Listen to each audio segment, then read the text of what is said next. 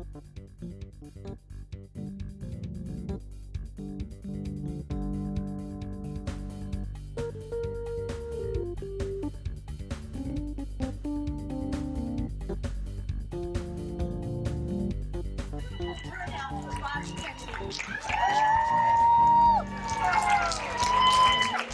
knew I moved here 18 years ago for the right reason. This is it. So here's a couple little updates. First, thank you all for coming so much. We are packing the house, as you can see. We have about 300 people still outside. So security's working as fast as they can. We only have 24 chairs up here by design for people who are disabled or elderly and can't stand for this time. So please only use those chairs if you fit in those two categories. If you haven't signed up for local participation in the Kennedy campaign, please do so in the back there. Patrick's waving his hand, and we're waiting for everybody to get involved locally so we can really show how powerful North Carolina will be in this election. Let's see, merchandise for sale, beautiful sweatshirts and hats.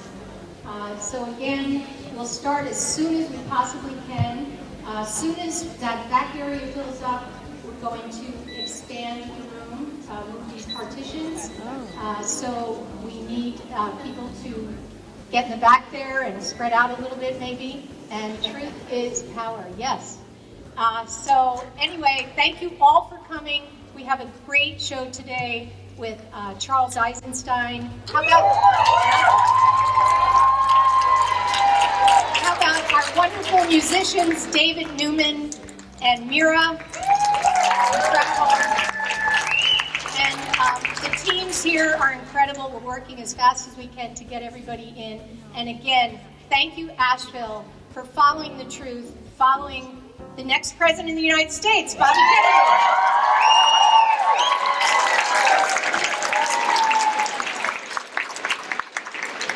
I'm Rhonda Rohrabacher, the film director for the next president of the United States, Robert F. Kennedy Jr. I'd like to recognize health freedom activists and someone who helped secure this event for us, Maureen McDonald.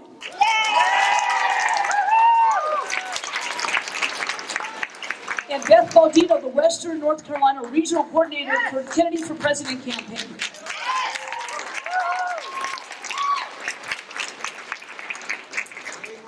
And now I'd like to introduce Charles Eisenstein.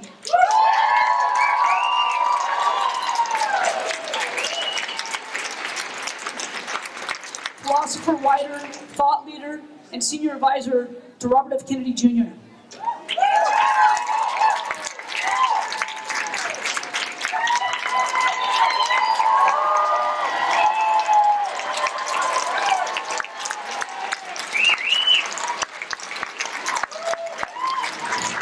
So good to be back in Asheville and have the opportunity to see a lot of familiar faces and have the opportunity to introduce Robert F. Kennedy Jr.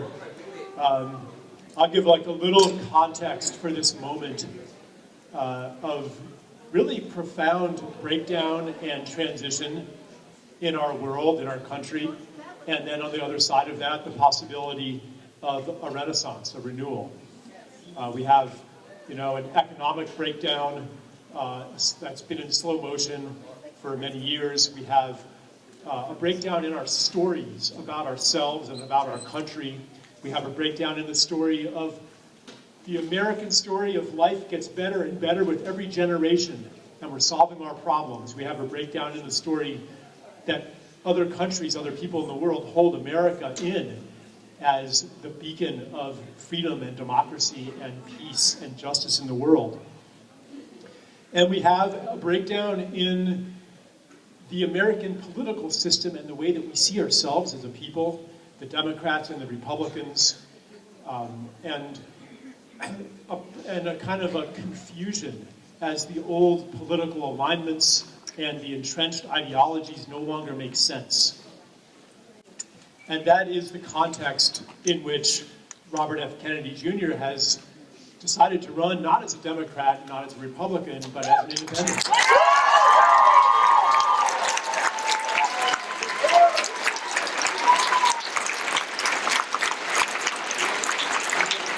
And you know, my support for him, it's not because I agree with him on every issue. It's not because he's got all of the answers. For my whole life, I've been waiting for a politician who would say, you know, I don't really know everything. Healthcare, I'm not really sure what to do about that. Israel, wow, that's a tough one.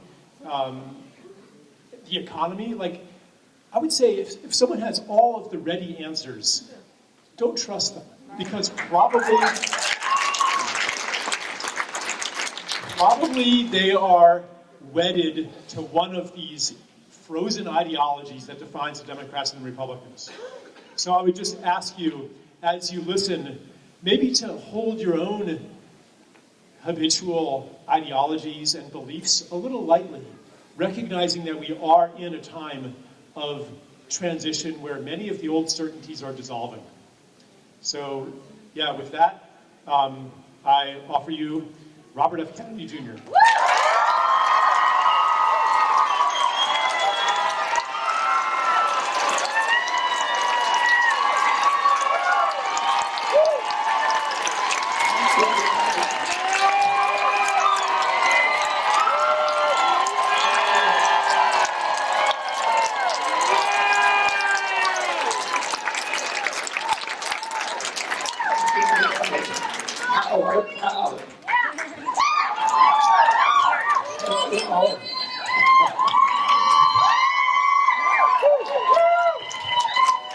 Thank you all for coming out on a Sunday. I want to thank Charles for coming up. And first of all, I want to say hello to Asheville. I've been in Asheville many, many times, a very special place of kind of consciousness and enlightenment, and I love people here, and I always love coming here. I came here for many, many years because one of the organizations that I helped run was the French Broad Riverkeeper. I came here a lot for fundraising and to meet people and recruit volunteers, and I just always love coming here. And Charles, I think, really fits well into this community. As you know, those of you know him, I really didn't know Charles. Charles I met through one of these weird synchronicities that, you know, brought a lot of the people to my campaign, which is I train hawks, and I'm a falconer, and I've been training hawks since I was 9 years old.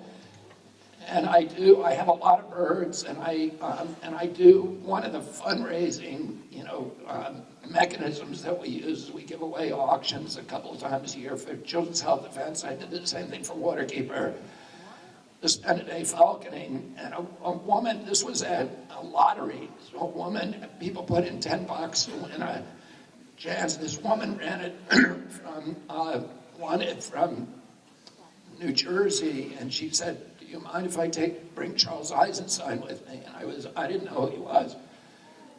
And he came, and I spent a day with him in the woods and in the meadows, and I was listening to him talk and thinking, who is this guy? So, he's really smart.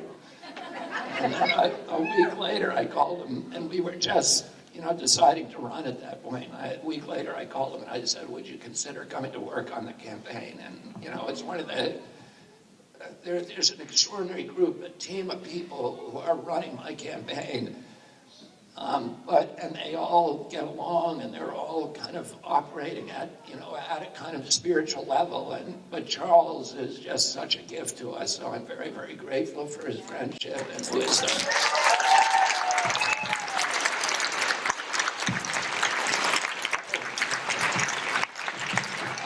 I went to San Francisco 3 weeks ago. I spent a year or the better part of a year in San Francisco in 2018 trying the Monsanto cases. So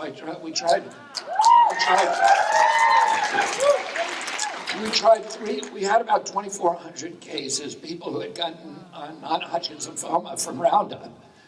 They're mainly home gardeners. And the way that you try it with multi-district litigation, you keep trying the cases, usually in front of the same judge, until the defendant comes to the negotiating table. So we tried 3 cases We won 289 million the first one, I think 87 million the second one, and then 2.2 billion on the third. And then Monsanto came to the table and we settled for 13 billion, but I was there for the better part of a year trying these cases. And every morning before court, I would go to Union Square to the gym there. And Union Square in San Francisco is the equivalent of Fifth Avenue in New York. It's where all of the big, the big iconic American stores like Bloomingdale's, Macy's, Nordstrom's, Gap, Old Navy, Levi are all there. And then the big European brands like Gucci and Prada and De La Valle and Burberry, Ferragamo, all have giant flagship stores there. People come from Asia, from all over the world to shop there. It's one of the big attractions in San Francisco. I went back there 3 weeks ago and every one of those stores is closed. And it's just acre after acre after acre of plywood. And it's as if Fifth Avenue had no stores left. They were all closed down, and they're closed because of the chaos that's occurring on the streets, because of this giant homeless population.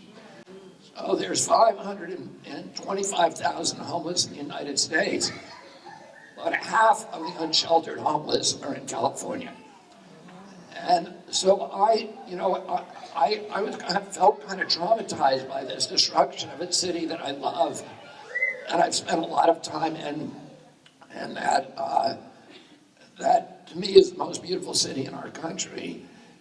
And so I started studying reading everything I could about the causes of homelessness and the causes, the cures, etc. And I came in with a series of biases. One, I thought homelessness was pretty much associated with drug addiction, and it was associated with mental illness, and it was associated with extreme poverty, and that also homeless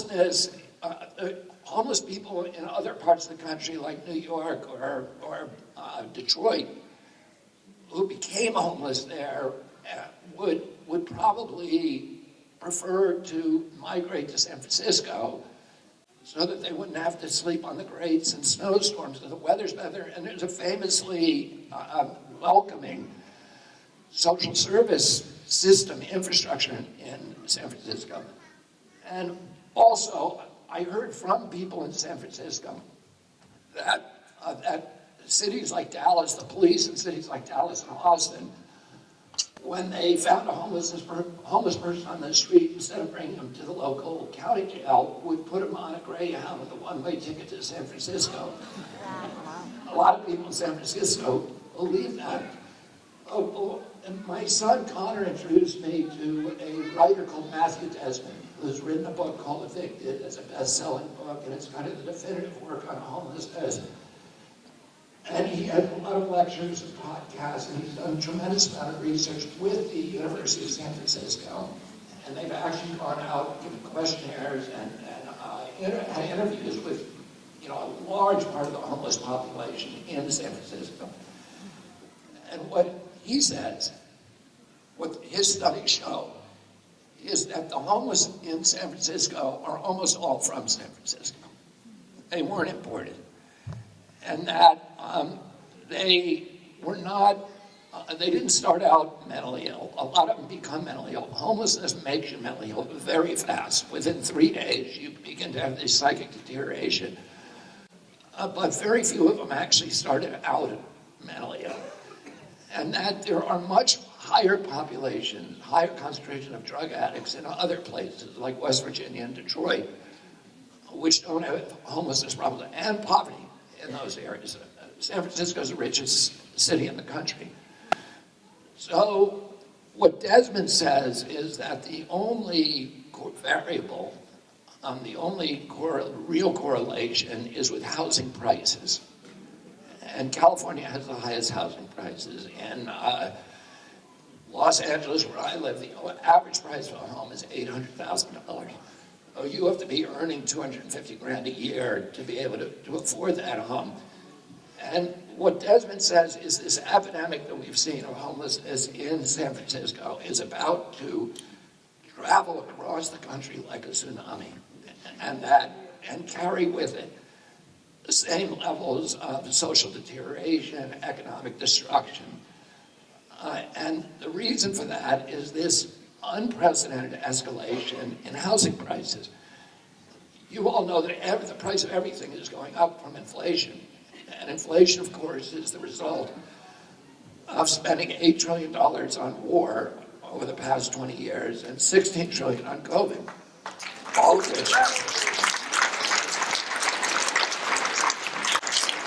of which we got nothing for in return. But, food, childcare, health care, all going up, but nothing like housing. The average price of a house in the United States 2 years ago was $215,000. Today is $400,000, and the interest rates have gone from 3% to 7%. So a young couple trying to get into a home today will pay 4 or 5 times what they were paying 2 years ago. And why is this happening? Well, the big reason is there's 3 giant companies, including the biggest company in the world, BlackRock, and then Vanguard and State Street, 3 of the biggest companies in the world. And those companies all own each other. So it's really one big company. And they also own, collectively, the 3 companies own 88% of the S&P 500. So they own business in this country. They own everything. And they've now decided they want to own all the land. So they're buying the agricultural land, and they're also buying the residential housing. They want to turn us into a nation of renters rather than owners. And they already have corporations own now 5% of the single-family homes. Within, if we stay on this trajectory, within 6 years, they'll own between 40 and 60%. And what does that do to our country? Well, one thing is, it makes it impossible for young kids, who are getting out of, who are graduating college or out on the street, to ever get into a home. The big promise, as Charles mentioned, the central promise of the American dream was that if you worked hard, if you play by the rules, you can finance a home, you can have a summer vacation, you can raise a family, you can put something aside, a retirement on one job. There's not a single kid walking around today who believes that promise applies to him. I have 7 children, and my oldest one is 39 and has a home. He's in a home because he missed this. The rest of them aren't even, they all went to good schools. They all have great jobs. Not one of them is thinking of getting into a home. And all of us know kids who are living with their parents who shouldn't be anymore. And we all also know stories of somebody who was about to buy a home, put it in on it, go into escrow, sign a contract, and at the last minute, somebody comes in with a cash offer 20% above asking price and snatches it off the market. And you try to figure out who this is. It turns out to be an LLC with an ambiguous name. And if you follow the breadcrumbs, it will lead you to BlackRock, State Street, and Vanguard. So, my kids, are, like I said, they're worried about their college loans. None of them, when I was that age, me and my friends were at least thinking strategically about how do you own a home. And in this generation, they're not. I saw a very, very troubling poll 3 weeks ago, which said in 2013, a poll of young people, young Americans between 18 and 34 years old, found that 85% of them said they were proud of the United States of America. The same poll taken 3 weeks ago shows that only 17% are. So somehow in the last 2 presidential administrations, the entire morale of a younger generation has been shattered. You have a whole young generation of kids that is utterly disillusioned, that has no hope for their own future, and has lost all the pride in this country and it's not because they're apathetic, it's because we let them down, we betrayed them, we've given them a world where all the promises that were made to us and made to them have been broken. And what does it look like, if we have a nation of renters? If you're a nation of renters as opposed to buyers, it's the same as going from being citizens to being subjects. If you own a home, you care about your community. You care about the schools, you care about the hospital, you care about the police, you care about the appearance of your property, you are concerned with your neighbors, you are rooted in that community, but more importantly, you have an entree into the capitalist system because you have equity. So if you have an entrepreneurial impulse, you can get a hold of capital. And even if you wanted to buy something small like a sewing machine or something, or bet the whole second mortgage on a restaurant or a bar or a retail outlet, you can do that. We had a period of our country called, that I was raised in the height at, economists called the Great Prosperity, right after World War II, when the American middle class became the greatest economic generator in the history of mankind. When I was a little boy, my uncle was president, America owned half the wealth on the face of the earth. We were the biggest exporter of goods. And it was because it all started after World War II when the GI Bill and a lot of other legislation got an entire generation into homes. A generation of Americans were now homeowners, and they could borrow money and they could pursue their economic impulses and cultivate America's industrial genius. And that's not true for this generation. We're going the opposite direction. We're turning back into a feudal model, a colonial model, where this new oligarchy, this corporate kleptocracy will own all of the land and all of the homes and all the businesses. And we become, consumers and renters. And I'm running against two presidents who both are running on the platform that they brought extraordinary prosperity to our country. But yeah, when I travel around this country, I'm not finding people echoing that. I find them saying we're being gaslit. And I spent 6 months talking to people all over this country, but in all the 40 years before that, I spent sitting at people's kitchen tables because I'm representing them on lawsuits and litigation. Today, I'm representing 1,000 families in Columbiana County, Ohio, in East Palestine, whose lives were upended by the Norfolk Southern spill.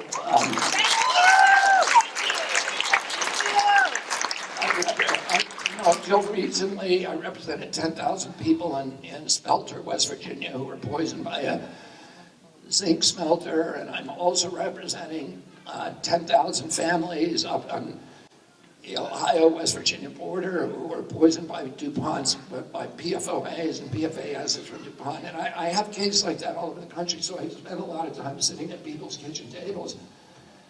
And what I'm hearing about is a disintegration, not only economically, but also culturally.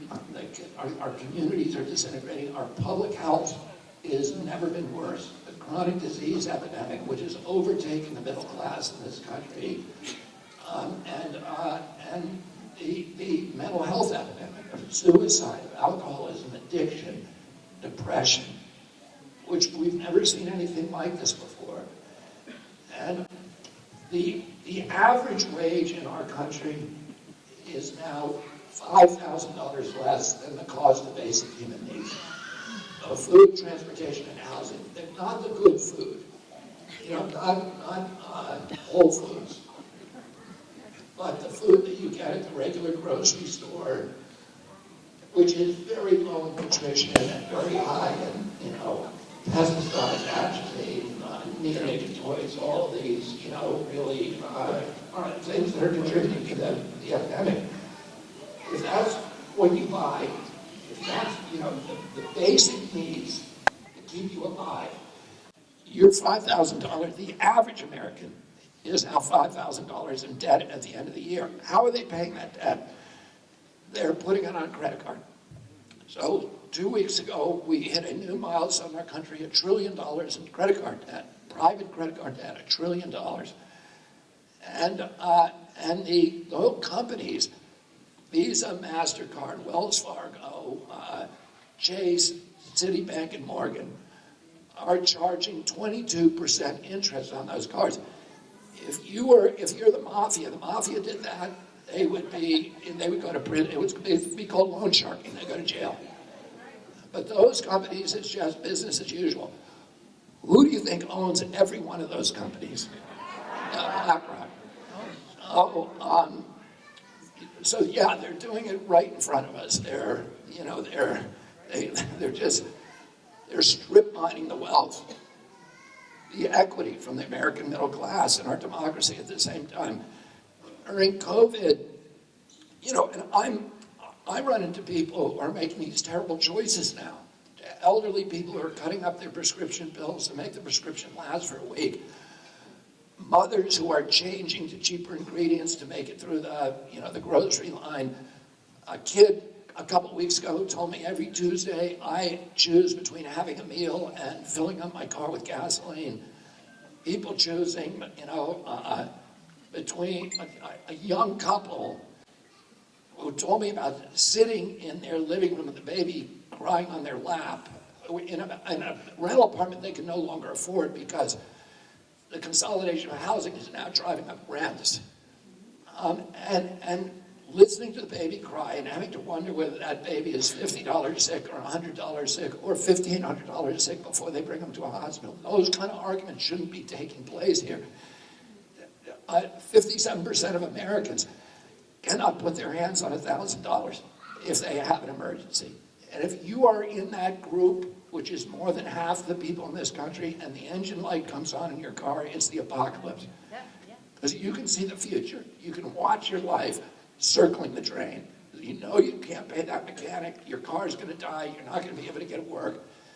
You're going to lose your job, and you're going to end up on the sidewalk, just like all those people in San Francisco who were not mentally ill. They were not drug addicts. They just had the engine light come on, and they're out there.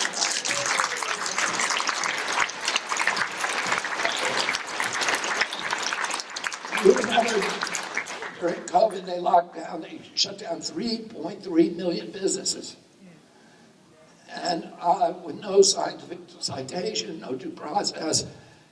But they kept Amazon open. And I'm suing Elizabeth Warren and Amazon now because Warren asked, Elizabeth Warren, who I've known for many, many years, asked Amazon to censor my book on the lockdowns. This isn't the Fauci book, it's another book that I wrote with Joe Mercola. And so Amazon was censoring Amazon got to close down all of its competitors. And then it was censoring people who were criticizing that policy.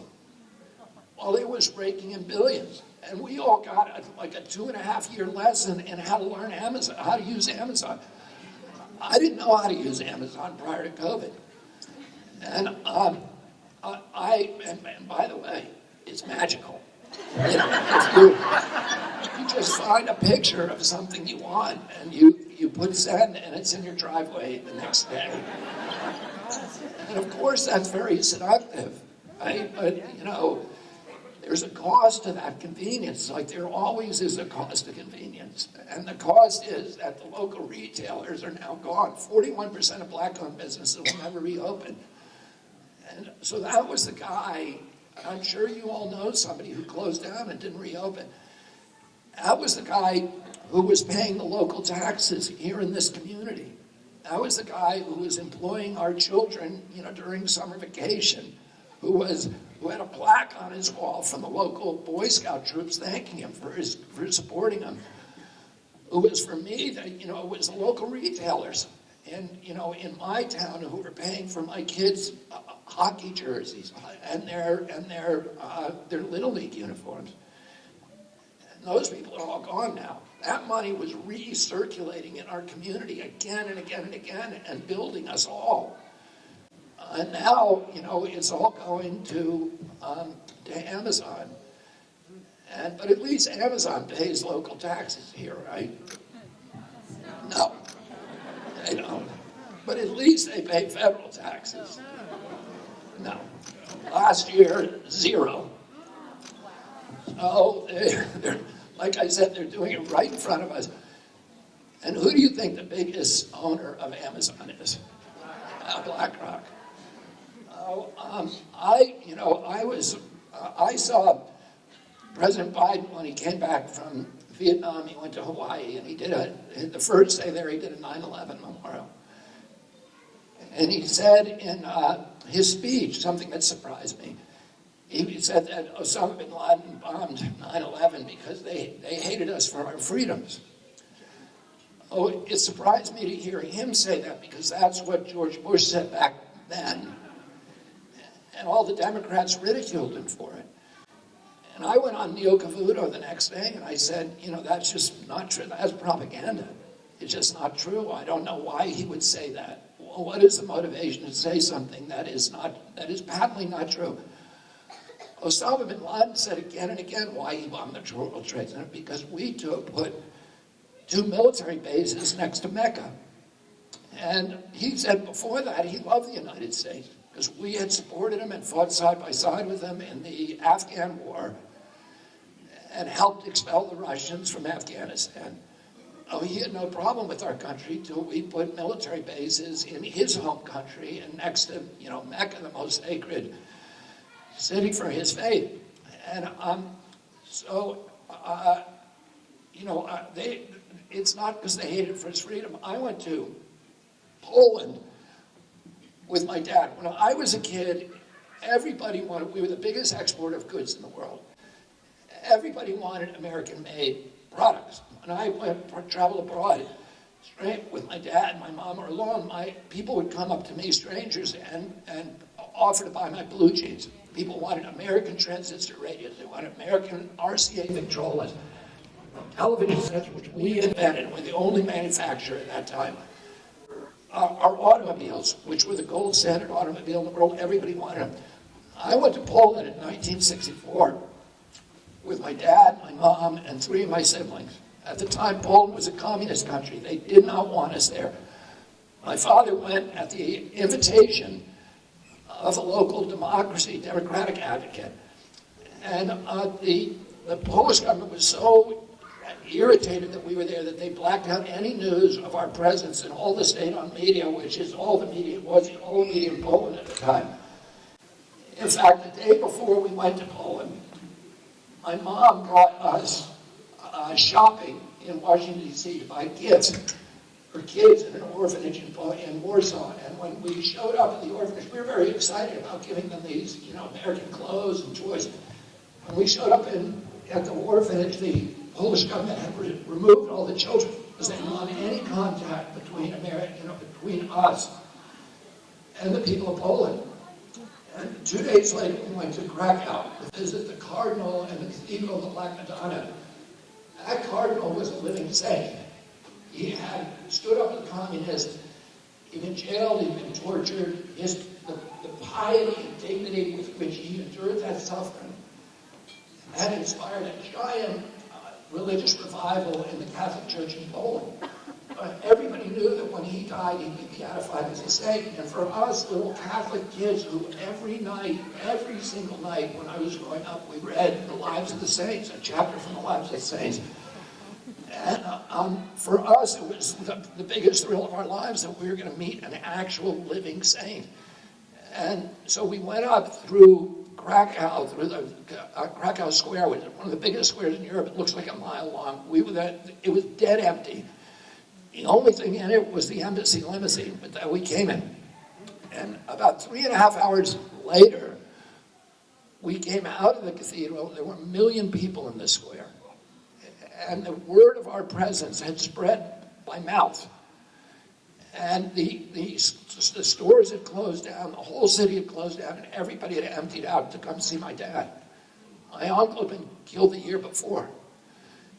And when we came out, that limo was trapped in a sea of humanity.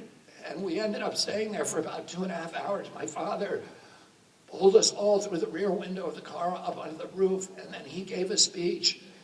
And in English, I have no idea what they understood it, but they went crazy. And then they started singing to us, "So Lot," which means "May you live forever." And then they started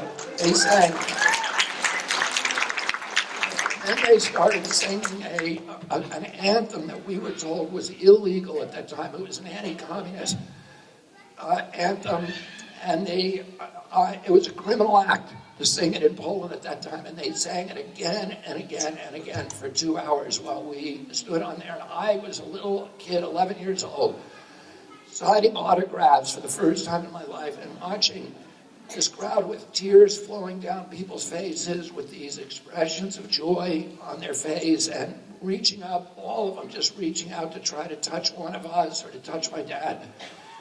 On that same trip, I went to Greece, Italy, France, Germany, England, and everywhere we went, we found those crowds were there.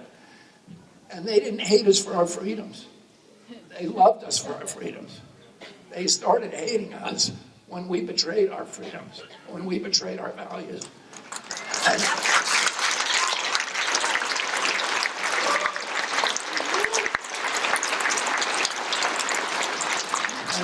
when we became a nation of war, one of the reasons that people were so happy with our country at that point was because my uncle, who had died the year before, had made a strategic choice that to keep the country out of war.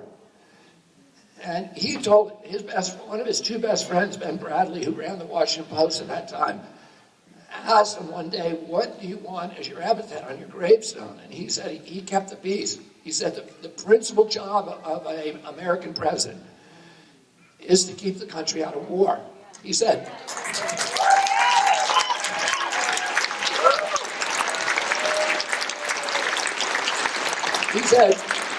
he didn't want little kids in Africa and Asia and Latin America, when they heard of United States of America, to be thinking of a man with a gun.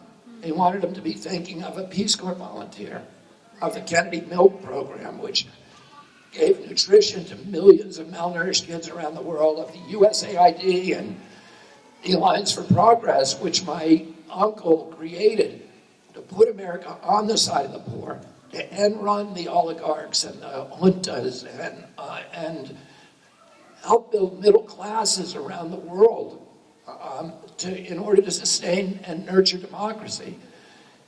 3 days before my uncle took office, Dwight and I was at his inauguration, and on my birthday, January 17th, 1961, Dwight Eisenhower, the outgoing president, gave what today I would look back and say is probably the most important speech in American history, where he warned America against the emergence of a military-industrial complex, which would transform our exemplary democracy into an imperium abroad and a surveillance state, security state, a garrison state at home.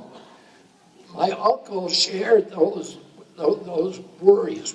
And, 4 months into his presidency, the CIA and the 3 top officials of the CIA lied to him, and the members of his Joint Chiefs of Staff, the military brass, lied to him boldly to his face about the Bay of Pigs invasion. And when those men were dying on the beach, which is the worst part, the lowest part of his presidency, he took the blame publicly for what had happened. But privately, he said to his staff, "I want to take the CIA and shatter it into 1,000 pieces and scatter it."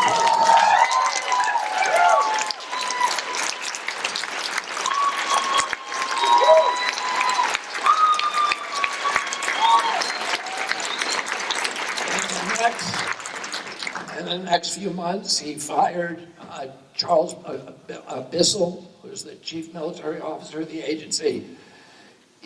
Richard Bissell, Charles Cabell, and he fired Alan Dulles, who was the director of the agency from its birth.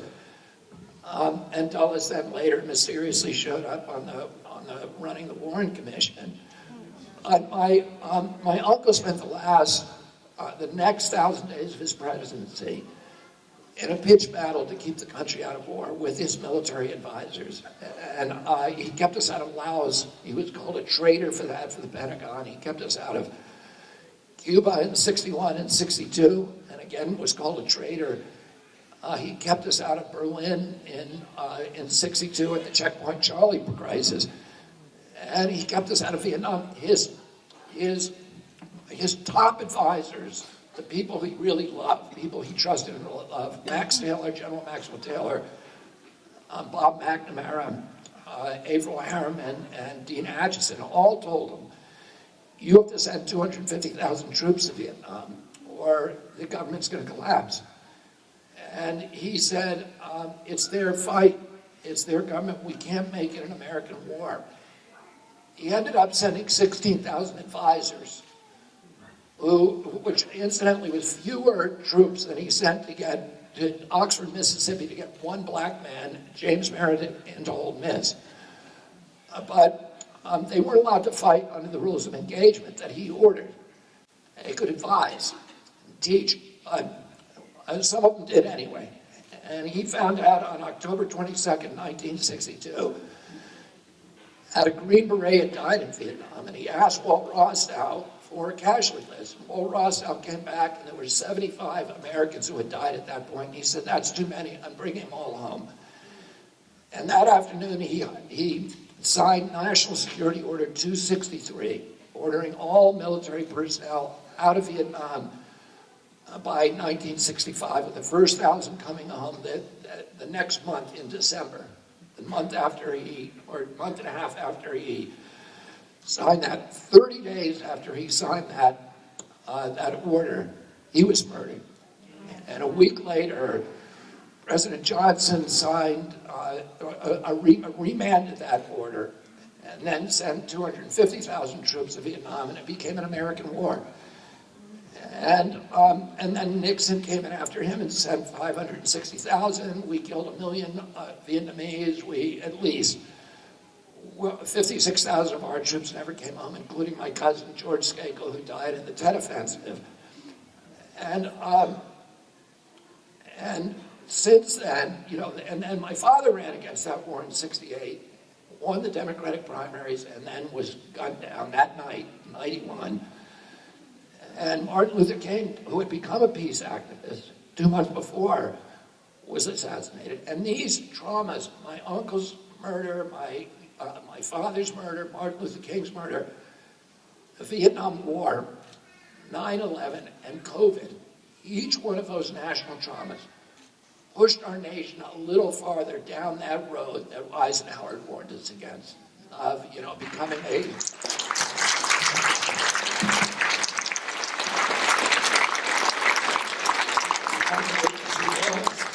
surveillance state at home. And we're living in that reality right now where I think everybody here has the feeling that it's not really a democracy anymore. It's like a Hollywood set, it's a kabuki theater of, it has these little things like the ritual of voting and everything that tells us that we're living in a democracy. But how many people here really believe that, that anybody in government is actually listening or cares about anything you say? There's very, very few people. And now, we're in it. Over the past 20 years, we spent $8 trillion on wars. My uncle wanted to project economic power abroad, not military power, which is what the Chinese are doing and eating our lunch all over the world. We spent $8 trillion bombing ports, schools, bridges, roads. They spent $8 trillion building those things, and now they're beloved in the world and we're despised. It hasn't made us safer. It hasn't won us more friends. And here's what we got for $8 trillion. With the Iraq War, which was half of that, Iraq's now worse off than it was when we found it. We killed more Iraqis than Saddam Hussein. We killed between 650,000 and 1 million. We pushed Iraq. Iraq today is it's not even a nation, it's just an incoherent battle between Shia and Sunni death squads. We pushed Iraq into a proxy posture with Iran, which is exactly the foreign policy outcome we tried to avoid. We created ISIS, and in that war with Syria, we drove 2 million Syrians up into Europe and destabilized every democracy in Europe for the next 2 generations.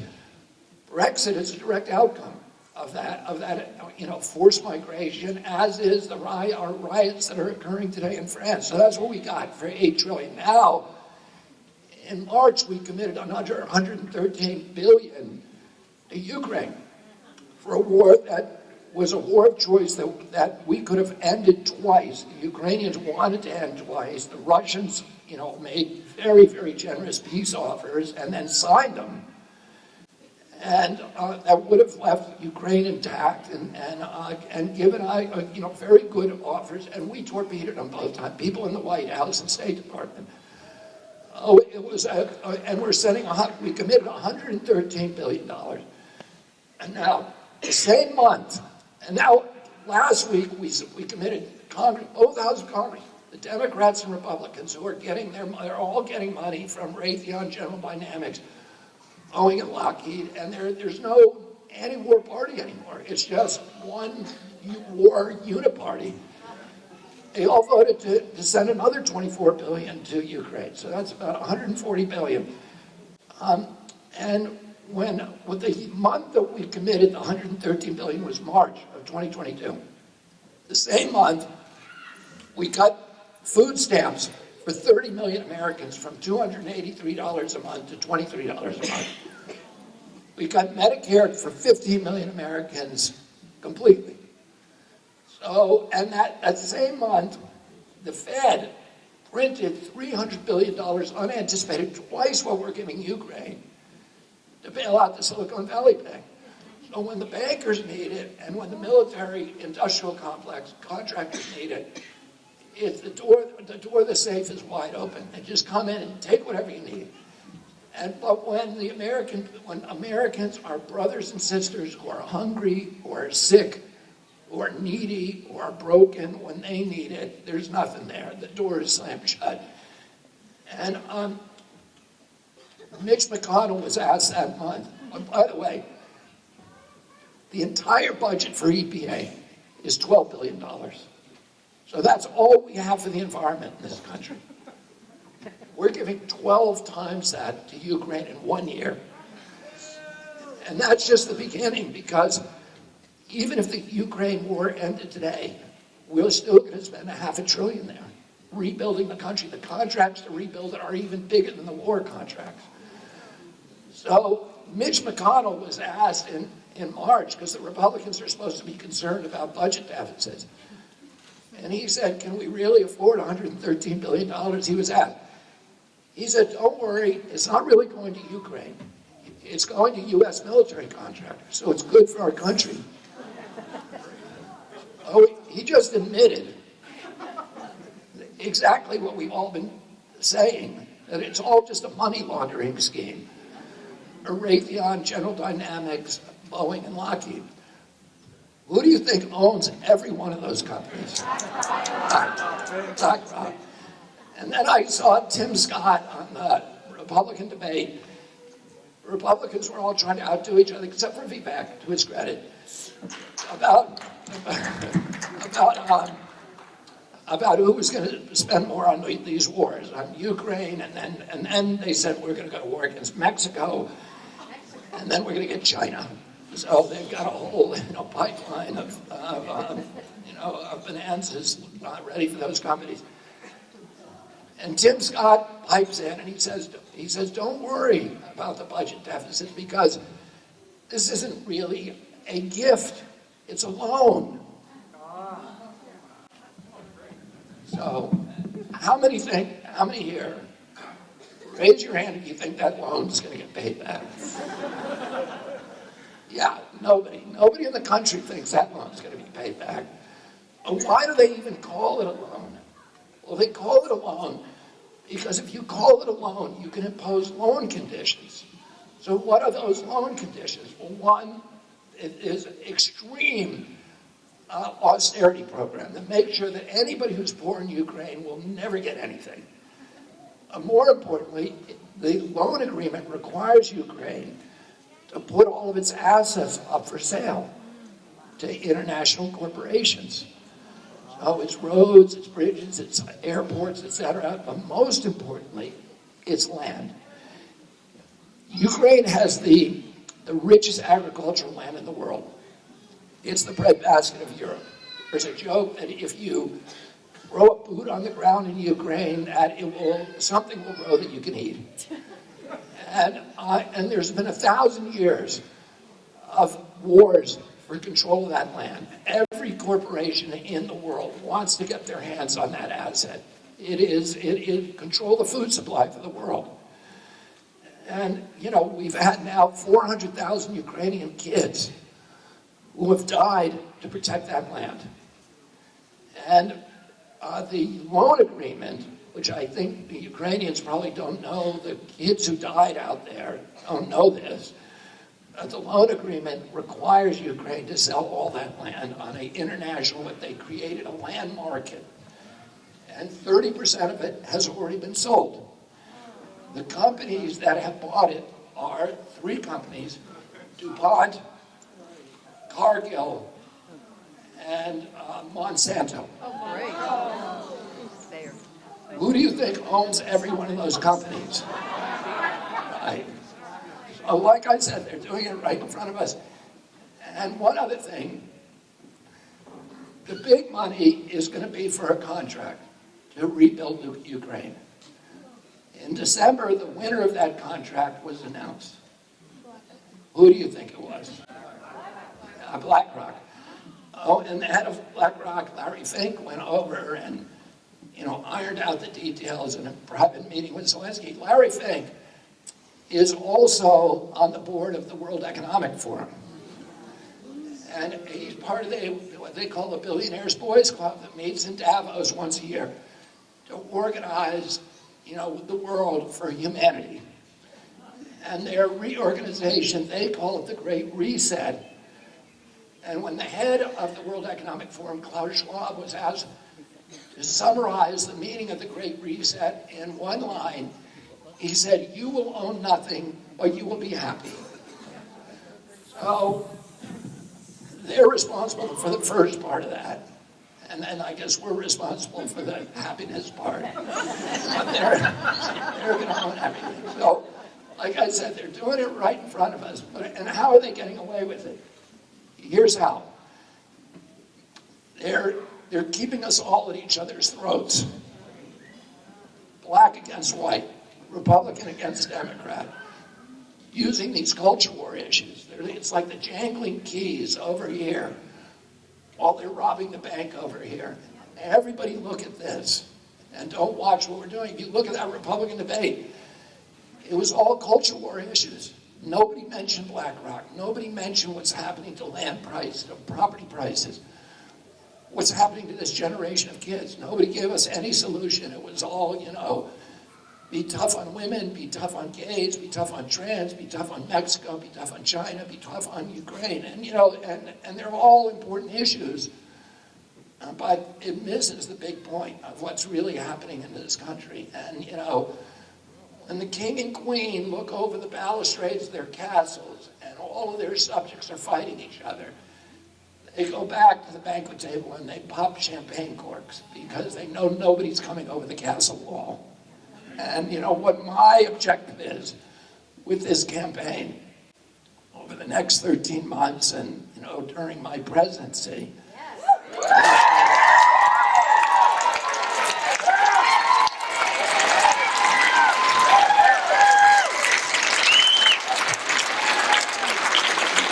To unify Americans, to focus on the values that we all have in common, which are much bigger. Much larger than the issue of peace all apart. And then to lead everybody over that castle wall and take back our country.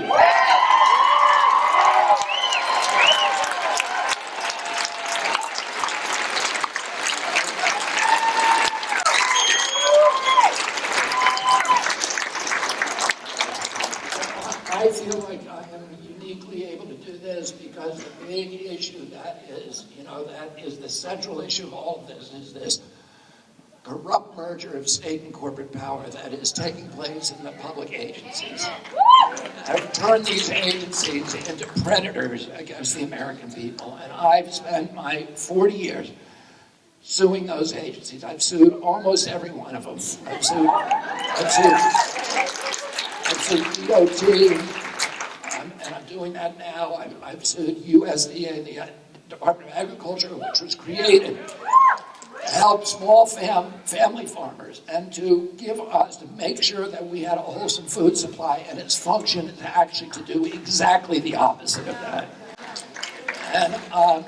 And then I've sued EPA, FDA, CDC, NIH.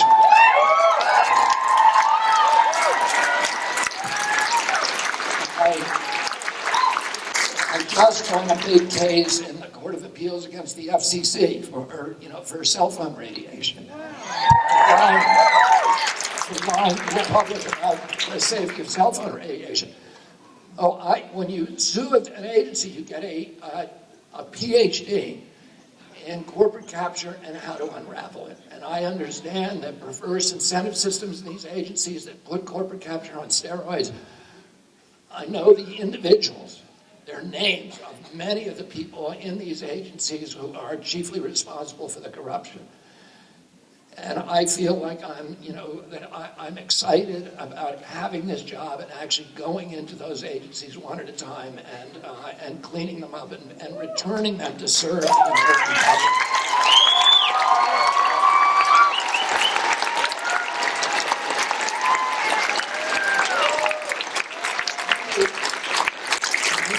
I can't do it alone. I promised in my announcement speech that if you give me some ground and if you give me a sword and some ground to stand on, I will win this country back for our nation. But I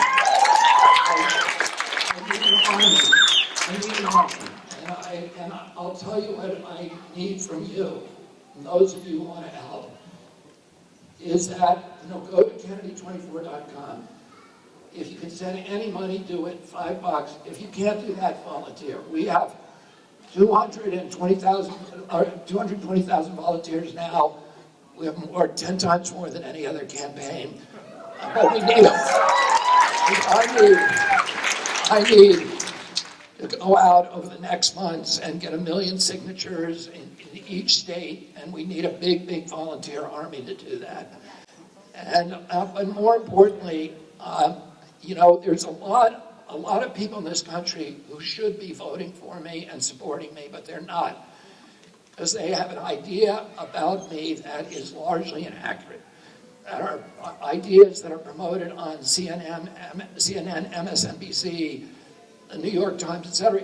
If I lived in a bubble where those are the only things I looked at, I'd have a very low opinion of myself. But what we found, and we're told again and again and again, that those people convert very quickly if they can actually see me speak, answer questions, engage in conversations.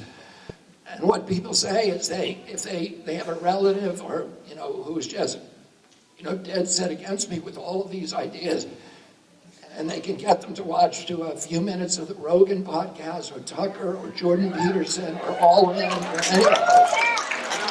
There's a very high and very quick conversion rate. So how do you do that? You wear a Kennedy button, you wear a Kennedy hat, a T-shirt, you put up a lawn sign, and put on a bumper sticker. And when people ask you, people will come up and ask you. Most of the people who do that get good receptions, by the way. They're not people throwing eggs at your house, generally speaking. But when everybody reports, people come up to them and say, "Why are you, supporting them?" And if you can direct them to that podcast, like I say, we have a high conversion rate, and that's what we need to do. We have a good period of time, 13 months to do it. So, and my numbers are already enough that should guarantee me a place in the debates.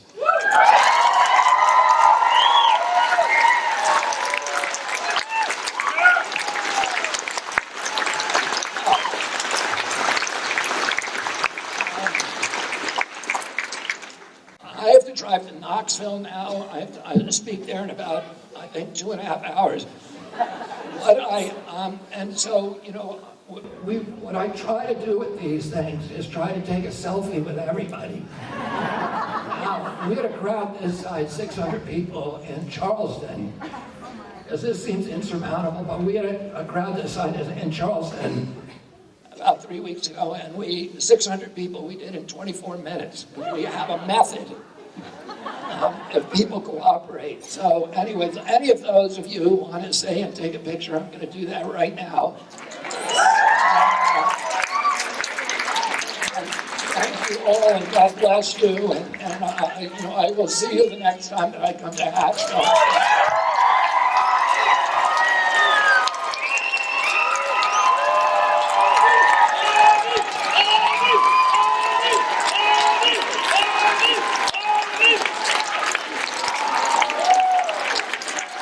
So I'd like to recognize Dave Newman and Mira, who provided beautiful music this evening. And while we're doing selfies, they're going to be performing a very special song called Stay Strong.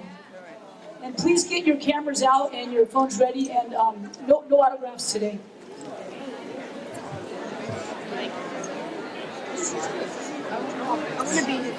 Puppies. And we do need help getting signatures. If you'd like to volunteer, please see Beth Baldino at the back and sign up and take a yard sign.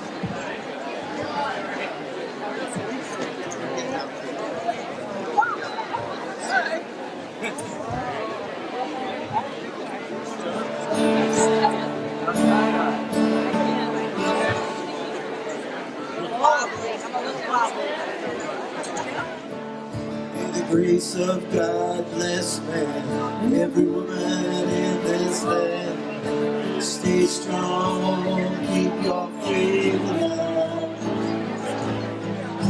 Whatever comes to meet us, know the darkness won't defeat us.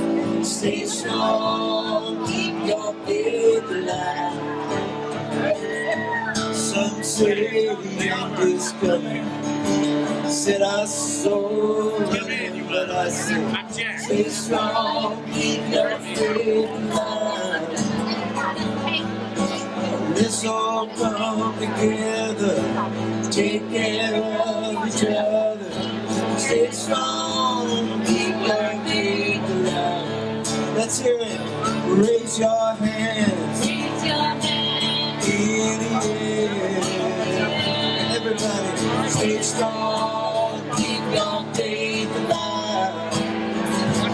Take a stand, say a prayer. Stay strong, keep your faith alive. Hand in hand and side by side, with our hearts open wide. Stay strong, keep your faith alive. Help others on their way, create a heaven right here today. Stay strong, keep your faith alive. Raise your hands, raise your hands up in the air. Stay strong, keep your faith alive. Take a stand, say a prayer. Stay strong, keep your faith alive. Straight out. Stay strong, keep your faith alive.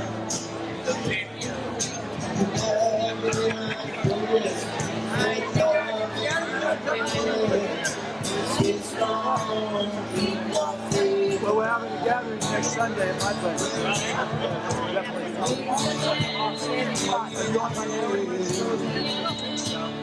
Stay strong.